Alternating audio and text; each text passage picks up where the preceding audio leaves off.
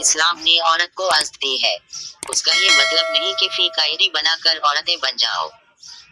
मर्द का अपना मकाम है निम्रो। ਤੁਹਾਨੂੰ ਇੱਕ ਐਸੀ ਐਪਲੀਕੇਸ਼ਨ ਦੱਸਾਂਗਾ ਜਿਹੜੇ ਅਨਪੜ੍ਹ ਬੰਦੇ ਨੇ ਨਾ, ਯਾਨੀ ਕਿ ਉਹਨਾਂ ਨੂੰ ਕੋਈ ਮੈਸੇਜ ਆਉਂਦਾ ਕੰਪਨੀ ਤੋਂ ਤਰਫੋਂ ਆਉਂਦਾ ਜਾਂ ਉਹਨਾਂ ਦਾ ਕੋਈ ਦੋਸਤ ਮੈਸੇਜ ਭੇਜਦਾ, ਉਹ ਕਿਸੇ ਗੱਲੋਂ ਪੜ੍ਹਾਉਂਦੇ ਨੇ, ਕੋਈ ਐਸੇ ਮੈਸੇਜ ਹੁੰਦੇ ਨੇ ਉਹ ਨਹੀਂ ਦੋਸਤਾਂ ਅੱਗੇ ਸ਼ੇਅਰ ਕੀਤੇ ਜਾਂਦੇ ਅਤੇ ਉਹਦੇ 'ਚ ਬੰਦੇ ਦੀ ਇਨਸਲਟ ਹੁੰਦੀ ਹੈ। ਇੱਕ ਐਸੀ ਐਪਲੀਕੇਸ਼ਨ ਮੈਂ ਤੁਹਾਨੂੰ ਦੱਸਣ ਲੱਗਾ, ਉਹਦੇ 'ਚ ਤੁਸੀਂ ਖੁਦ ਮੈਸੇਜ ਆਇਆ ਜਿਹੜਾ ਨਾ ਤੁਹਾਨੂੰ ਕੰਪਿਊਟਰ ਪੜ੍ਹ ਕੇ ਦੱਸੇਗਾ।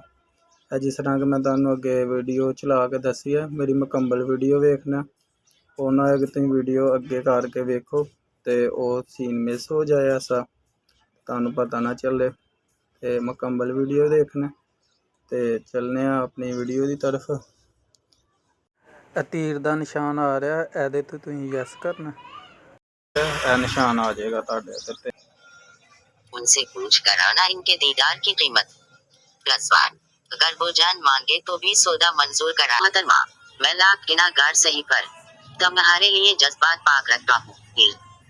ਦੋਸਤੋ ਤੁਸੀਂ ਇਹ ਤੋਂ ਜ਼ਬਾਨ ਸਿਲੈਕਟ ਕਰ ਸਕਦੇ ਹੋ, ਜਿਹੜੀ ਵੀ ਜ਼ਬਾਨ ਤੁਸੀਂ ਸਿਲੈਕਟ ਕਰਨੀ ਆ, ਕਿਉਂਕਿ ਅਸੀਂ ਪੰਜਾਬੀ ਆ, ਉਰਦੂ ਸਾਨੂੰ ਸਮਝ ਆਉਂਦੀ ਆ, ਅਸੀਂ ਉਰਦੂ ਸਿਲੈਕਟ ਕੀਤੀ ਆ।